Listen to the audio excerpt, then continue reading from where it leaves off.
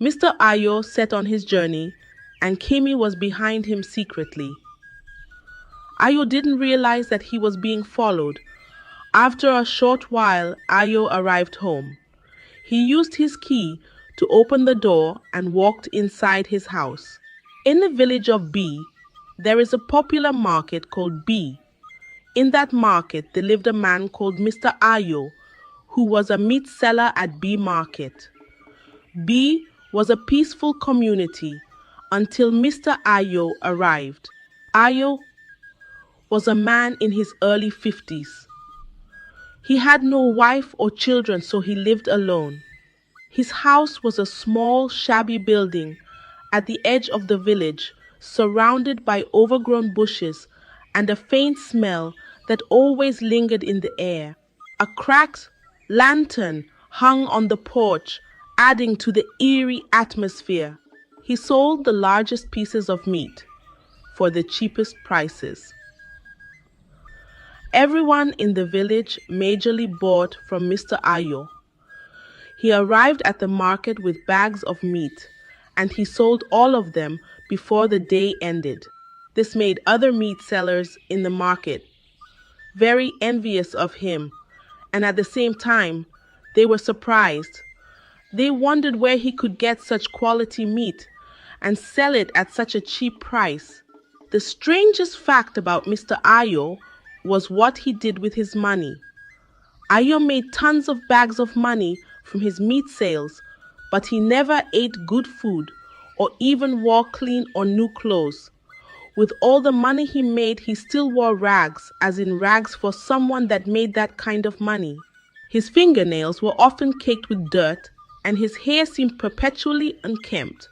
This caught the attention of another meat seller in the mother meat seller in the market called Mrs. Kimi. Mrs. Kimi knew that he made a lot of money and was surprised at the way he took care of himself, so she was determined to find out what Mr. Ayo did with his money. At the close of the market, one fateful day, Ayo packed up and set to head home. Meanwhile, Mrs. Kimi had been waiting all the time so she could follow Mr. Ayo. Mr. Ayo set on his journey, and Kimi was behind him secretly. Ayo didn't realize that he was being followed. After a short while, Ayo arrived home. He used his key to open the door and walked inside his house. Mrs. Kimi then began to peek inside Ayo's home through the outside window. Mrs. Kimi looked inside the house, and the house appeared to be smelling of damp and something metallic. She noticed stacks of old newspapers piled in a corner and cobwebs hanging from the ceiling. Then Mr. Ayo walked up to a very big black pot. He opened it. I think I need to supply more meat because I'm running out of supply, Mr. Ayo said. And then he closed the pot. Mrs. Kimi was curious to know what was inside that black pot. It could be that the pot is what is supplying him with so much meat, she said to herself. She waited for Mr. Ayo to step out of the room. Immediately he stepped out of the room, Mrs. Kimi walked into the house and opened the pot. Hi guys, this is me pleading with you, so please support my channel by clicking on the subscribe button and turning on the notifications. I have realized that most of my audience watch my videos and never subscribe. Please be a part of my success. Be a part of my growth, and please support my channel by clicking on the subscribe button. Thank you. Let's go back to the story. Immediately, she opened the pot. She heard Mr. Ayo shouting, "Who is there?" She quickly ran back. She ran as fast as she could back to her own house, her heart pounding in her chest. She couldn't believe what she had just seen. The next day, she decided to keep a close eye on Mr. Ayo, hoping to uncover more about his strange behavior. At the market, Mrs. Kimi tried to act normal, but she couldn't shake off the uneasy feeling. She kept glancing over at Mr. Ayo, who was busy selling his meat. He seemed to be in a good mood, smiling and chatting with customers as usual. As the day went on, Mrs. Kemi couldn't help but feel more curious about what she had seen in Mr. Ayo's house. She knew she had to find out more, even if it meant putting herself in danger. That evening, Mr. Ayo packed up his store and headed home. Mrs. Kemi followed him again, this time more carefully, making sure to stay hidden in the shadows. When Mr. Ayo reached his house, Mrs. Kemi watched from a distance as he went inside. She crept closer to the window and peered in. Ayo was in the kitchen, chopping up what looked like pieces of meat. She noticed the unusual cleaver he used. It seemed old, with strange engravings on the blade. The kitchen shelves were cluttered with jars containing unrecognizable substances. She felt a chill run down her spine as she realized that this meat looked very strange, just like what she had seen yesterday. Suddenly, Ayo turned and looked directly at the window. Mrs. Kemi ducked down quickly, her heart racing. Had he seen me? She thought to herself. She held her breath, praying that he had not seen her. After a few minutes, she dared to peek again. Ayo was no longer in the kitchen. She heard footsteps approaching the window and panicked. Without thinking, she ran away again, not stopping until she reached her house. Breathing heavily, she locked her door and sat down to think. She knew she had to tell someone about what she had seen, but who would believe her? Mr. Ayo was well, liked by everyone. Who would she tell? Who would believe her story? And then she decided to confide in her best friend, Mrs. Sade. The next day she went to Mrs. Sade and told her, "My friend, I am in a big problem. I am in a big problem. I am in a big problem. You remember the meat seller, Mr. Ayo, at the market? I followed him to his house yesterday. You won't believe what my eyes saw. But who will I tell?" Mrs. Kemi asked her friend. "Tell me, what did you see in Mr. Ayo's house?" Mrs. Kemi narrated everything she saw. Mrs. Sade was shocked but agreed that they needed to find out more before going to the authorities. Together they came up with a plan. They would take turns following Mr. Ayo and gathering evidence of his suspicious activities. Mrs. Kemi would follow him one day and Mrs. Sade the next day.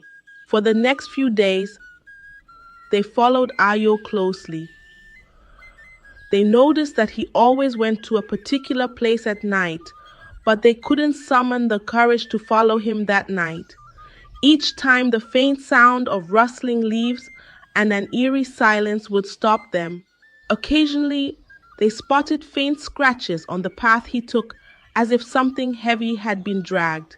Why would a man who was selling meat at the market always visit a particular place at night? They thought to themselves. One night, it was Mrs. Sad's turn to follow Ayo. She watched as he left the market and headed home. She stayed hidden, keeping a safe distance. When Ayo entered his house, Mrs. Sade quietly crept up to the window. She saw Ayo in the kitchen as usual, chopping up meat. But this time, he seemed to be talking to himself. She strained to hear what he was saying. "I must find another one soon, Ayo.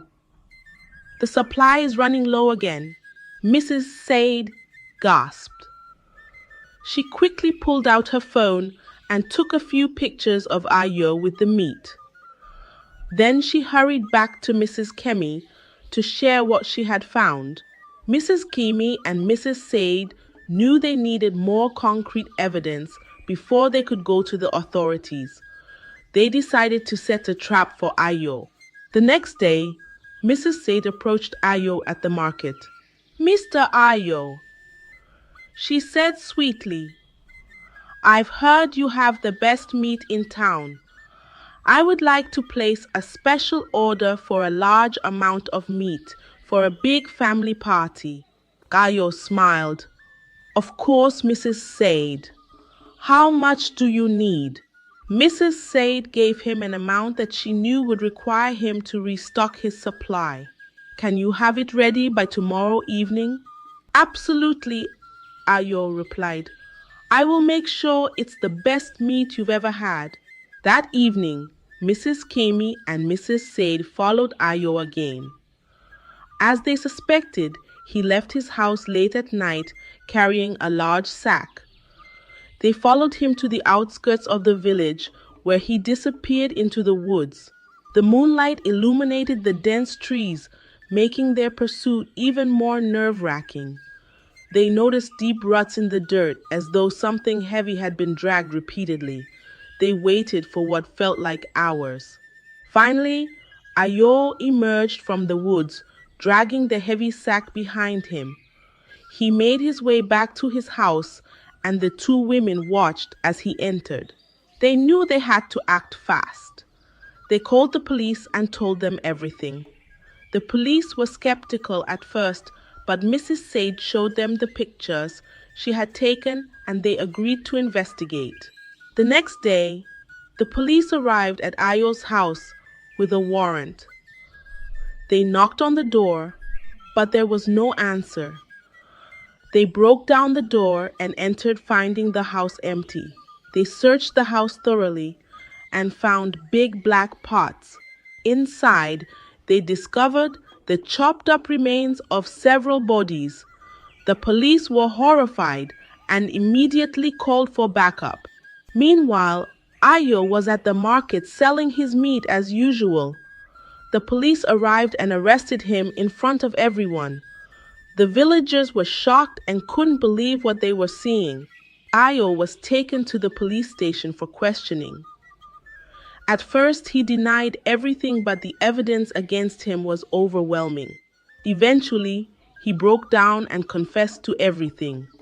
He told the police that he had been killing people and selling their meat to the townspeople.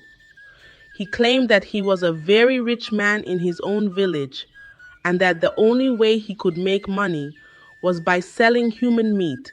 He said that was why he always looked dirty and rough, just so nobody would suspect him. He also admitted that he sent all the money to his wife and children in his own village. He claimed that he did it to make more money. The entire town was in shock as they listened to the details of his horrific acts. The families of the victims were devastated and the townspeople felt betrayed. Ayo was sentenced to life in prison.